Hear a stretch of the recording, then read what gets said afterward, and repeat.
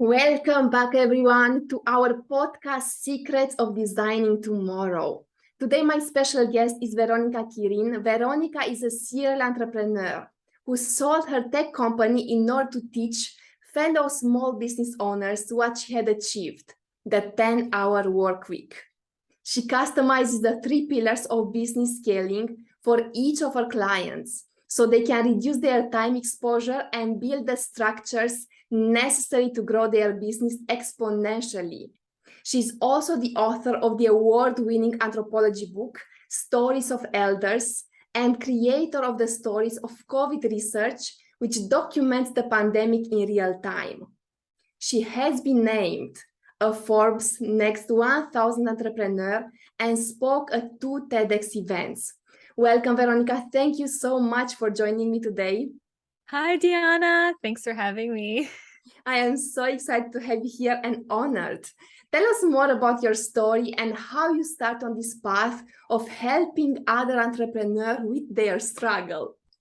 Well, I think I'm like a lot of small business owners where the path is varied and storied. I've had several businesses. The one that I talk about in my bio is the one that I scaled and sold. But we get into entrepreneurship and all of a sudden realize that what we think we can enact and make money, and it's like magic. And so you start multiple businesses. Unfortunately, I hadn't heard about scaling. No one talks about scaling small businesses even to this day, except for me. That's my soapbox. And what I instead fell into was the hustle. So we get the hustle out of Silicon Valley and we feel like we've got to sprint all the time. And naturally, you can't sprint constantly. So I certainly ran into burnout. I was working 70 hours a week at my tech company. It was awful. And I really started to think, do I have to give all of this freedom, or what I thought was freedom, up? Because yeah, I owned my time. I got to choose how I made an income. I got to choose my clients, but I was working myself to the bone. I was exhausted. And that didn't seem like the dream, right? So luckily I had a mentor who actually was a startup mentor. And so he mentioned to me, maybe you need to scale your business. And that just changed my world because nobody was talking about scaling small businesses.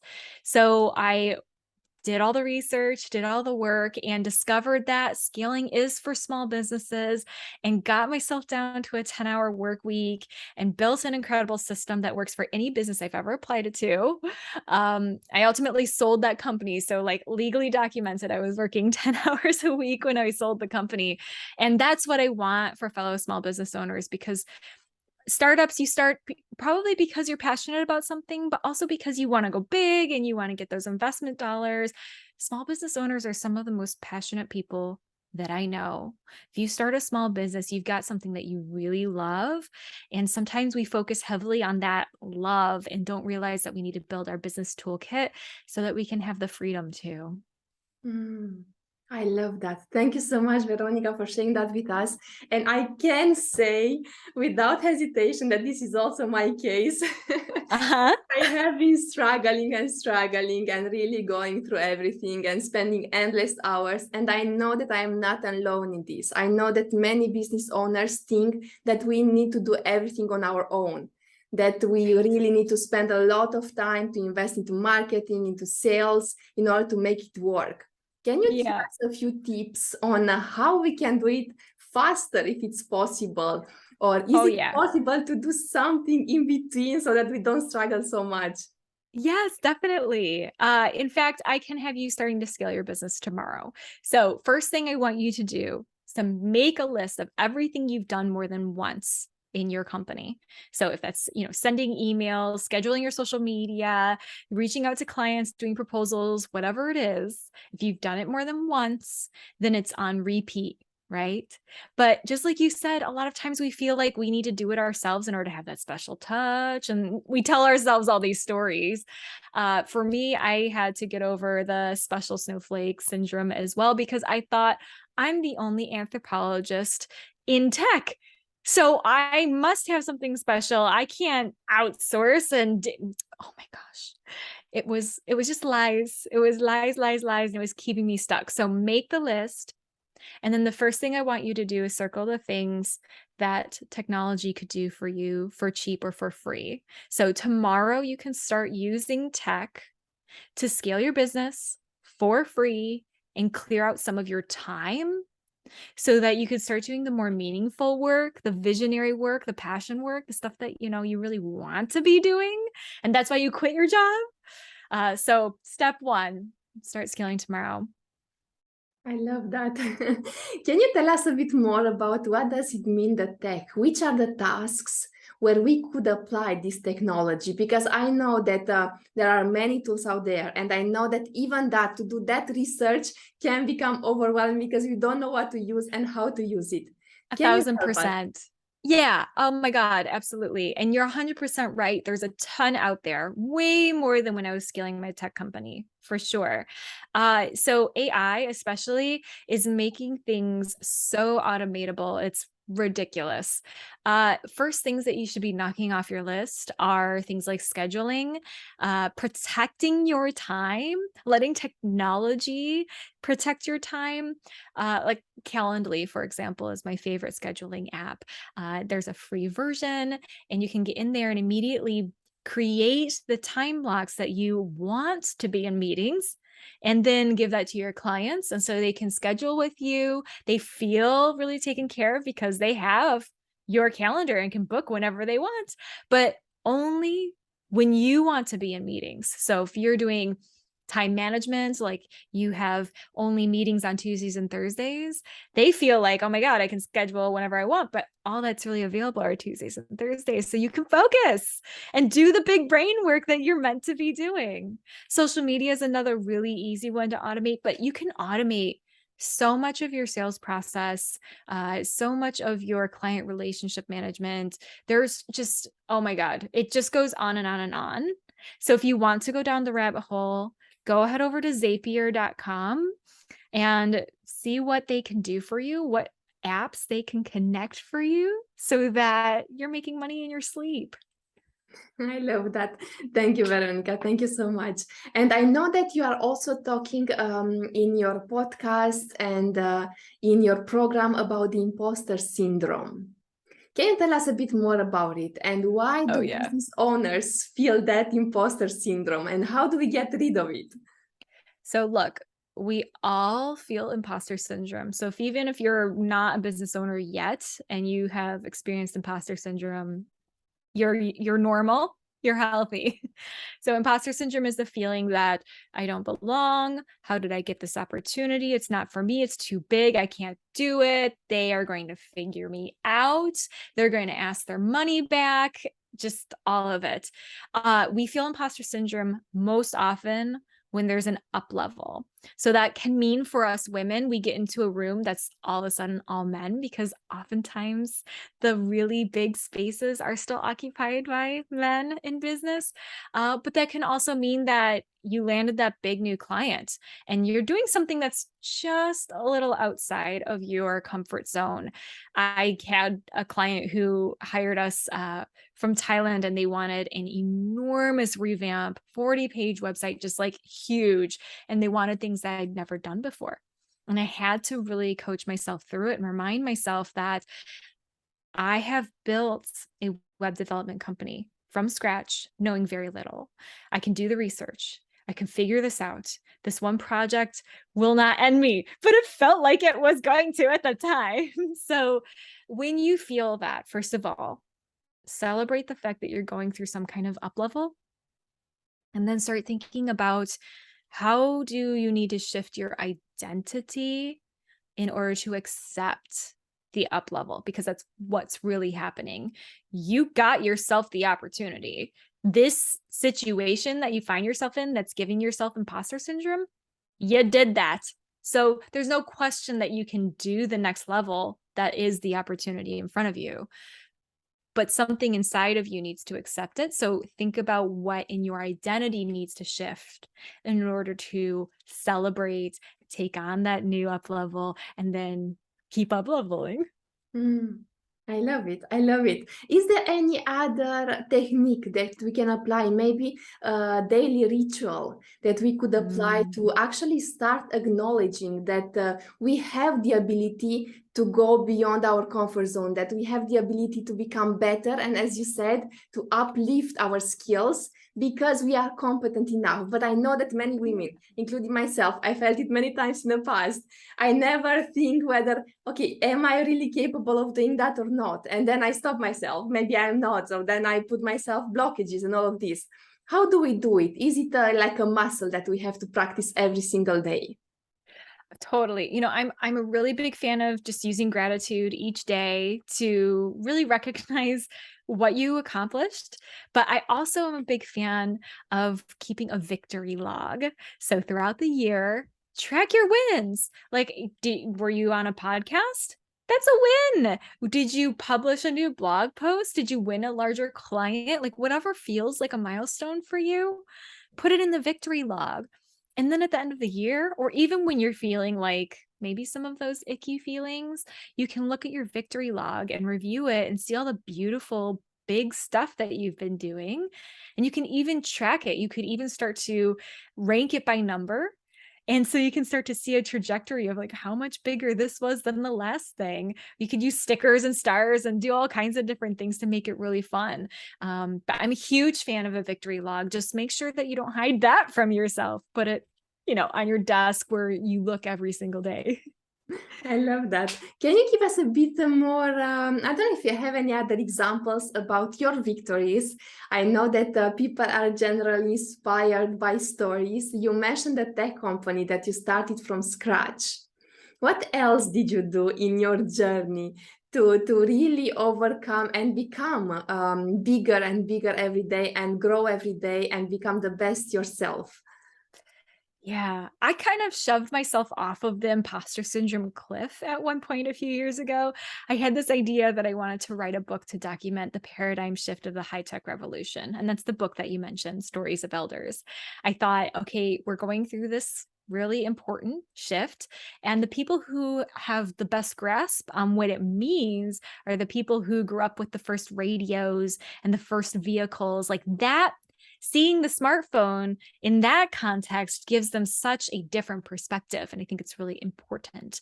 So I just decided I was going to travel the entire United States and drive alone in a car and interview people who are total strangers. And I decided that one day. And then I had to make it happen, right? So like, this is not something I'd ever done before. I just decided, but I founded a business at that time. So I knew I could put together messaging. I knew that I could convince people that I had something important. And I had the skills like making a promotional video and doing the photography. I knew I could make a compelling book and story out of what I wanted to do. And so I had to get funding. And so I figured out how to do Kickstarter. It's rare that a first-time Kickstarter project is both successful and makes the staff pick list. But again, I knew how to find resources, talk to the people who'd gone before me and what were their successes like. And then I got in a car and I drove 12,000 miles by myself. And then landed a publisher and wrote a book and just like crazy, crazy things. So if you've got that inkling, I guess the moral of the story is just go for it. Imagine yourself as the little baby bird in the nest. You gotta get kicked out at some point. So I just took a full boot to my bum and knocked myself out of the nest at that point. And it turned into a beautiful thing. I've done 2 TED Talks on my research now. I have so much more confidence. And now I help other entrepreneurs scale their businesses through books as well, through Kickstarters as well. So, you can't see the future, but it's going to be amazing if you do it. That's very impressive. Thank you so much for sharing that with us, Veronica, because this is something I always thought that I would like to do, but I never dared to do it, to just jump into the car and go and travel the world and really just interview other people, strangers, get to know them, because there are also different cultures. I go traveling, but I don't do this actively to just go and interview them. I don't know why, but maybe this could be a challenge for me to take on next. Yes, we have to challenge ourselves. We have to keep growing. Yes. Can you share a few of these stories with us? What you learned? If something comes to your mind, I know that this is totally unprepared. Maybe one No, of the it's stories if you okay. have. I love talking about it, really. So for those who are wondering like what it was like to talk to so many people who are all much older than me. I mean, the oldest person I interviewed was 104. So it felt like being the giver. So that fiction book where the one person in the community holds all of the memories of the community. And it really felt like that. I interviewed 100 people, all 80 to 80 years older than me, so many stories. I got to interview the man who invented our first spy satellites for the US government and had to figure out, remember, back in the day, we didn't have digital film. We had to use real physical film in order to take pictures and then get that back from space. So he figured out this whole engineering problem, and it was so much fun to hear him totally geek out about the technology. I interviewed a nun who got arrested and was in prison for 3 years for protesting nuclear weapons because, as somebody who follows most religions preach peace. And so she felt it was her duty to get in the way of nuclear weapons being housed in her home state. Um, oh my gosh, I interviewed this man. Oh my god, so he's since passed away. He's one of my favorite people.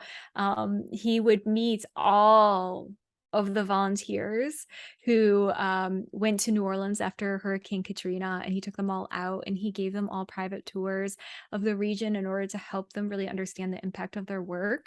Nobody paid him to do it. He always brought donuts. Nobody was paying this man to do it. He just wanted people to feel the impact of their work and to really get to know his home. um I mean, obviously the list can go on and on and on. It was completely life-changing, really. Mm. I can imagine. I can imagine just hearing you talking about it, and I got transposed there. Thank you for sharing this with us, Veronica. Can you tell us how this impacted your business? Because you mentioned that now you are helping entrepreneurs with their books, with their Kickstarter. How can we also do this? Yeah. So as you know, I'm all about scaling. So I want you to write the book, but I want you to think about how it builds into your business and can help amplify your business. Books are awesome because they're passive income. Once it's published, once it's on Amazon, you sell books in your sleep. And now there's some important marketing to do with regards to that to keep the momentum going. But that's part of being in business. And same with doing a Kickstarter or any crowdfunding. So I've had 3 successful crowdfunding rounds now, for the one for myself and 2 for clients. And again, yes, the money's awesome, but how does it fit into the business? Because you are going to have to honor the gift of funds that were given to you. And so how are you going to do that in a way that is mindful? Why is crowdfunding better for your situation than getting a loan, getting an investment, or grassroots, bootstrapping it until you feel like it's grown enough? So that's what I'm really mindful about when I'm talking to people who want to do these things. I'm all for it. I just want to make sure that it is fully integrated into the business plan so that it helps to amplify everything that you're doing, not just build another silo. Mhm. Thank you. Thank you, Veronica. I am thinking now that you are speaking about it because you mentioned the tech part to stop being overwhelmed. And now you mentioned the funding. Is there anything else we should be aware of in a business that we really need to take control over? Is there any process or any part of the business that we really need to know? Everything. So as I said, you made the list of things that repeat in your business. Some of those things are going to need human intervention at some point. You can't automate all of it, but it should be systemized. So again, you can do it even on your most tired days. You don't have to think so hard about the activities in your business. The thing is, when we are founders, we're visionaries. We have a vision for the future. That's why we build our business. The people who work for us might be able to be visionaries as well, but there is a different mindset that comes with entrepreneurship. And it's not necessarily better or worse, it's just different. And when we are so focused on just what comes next, what are the next steps, we're occupying really important brain space that could be doing visionary work, doing the important thinking that's going to further the company. And that's where I see a lot of small business owners spin their wheels. They're getting stuck constantly just doing the little nitty gritty things and having to reinvent the system every time they're doing it, rather than allowing the system to manage them. So then they can keep thinking about how the business is going to get bigger this year. Mhm. Thank you. Thank you once again, Veronica. Thank you so much for being here with me and for teaching us so much and for inspiring us. I would like to close the interview today by asking you, who are you serving and how can people contact you if they wish to work with you? Thank you. Yeah, so I work with small business owners primarily, and I work with you after you've been in business for a year or two, and you are thinking to yourself, my business is running me. I want to run my business instead. I want a vacation. I want to be able to say yes to my kid who needs help on his school project. I want to be able to just take a break if I feel like it. That's who I serve. And I love to serve women in particular because we do tend to think that our self-worth is somehow tied to busyness. That's how we've been socialized a lot of times. And I want to get you to the point where your self-worth is based on your personal definition of success. And my personal definition of success is freedom. So that's why I'm a dual citizen. That's why I live outside of my home country. That's why I've built a business that makes me money in my sleep. That's why I write the books I feel like writing. If I want to take Friday off, I'm taking Friday off. Don't you tell me not to. So that's what I love to do for my clients. If you're curious and you want more, I've got a scaling guide on my website. So if you go to veronicakirin.com, Veronica being spelled with a C, and Kirin being like the beer, the Japanese beer, or the Chinese mythological creature, the dragon, which is a little bit more fun. So veronicakirin.com. You'll find all my social links there as well. Download the guide. Feel free to book a call with me if you just want an injection of support, whatever feels good to you. And I've also got a global membership community. So if you're really ready to just go for it, but you don't want to necessarily make a huge investment, this is a great middle step for you in order to get connection without feeling like you have to sell the farm. Thank you so much, Veronica. Thank you once again. Thank you for joining me today and for helping us. And I encourage everyone who is listening to us to go to your website, because I believe that everyone needs this. Everyone can grow faster if we know how to do it, if we know the steps that we need to take. Thank you so much once again for joining me today. And I hope that we are going to keep in touch in the future and make more interviews on how to scale your business. Yeah, I love it. Thank you, Diana.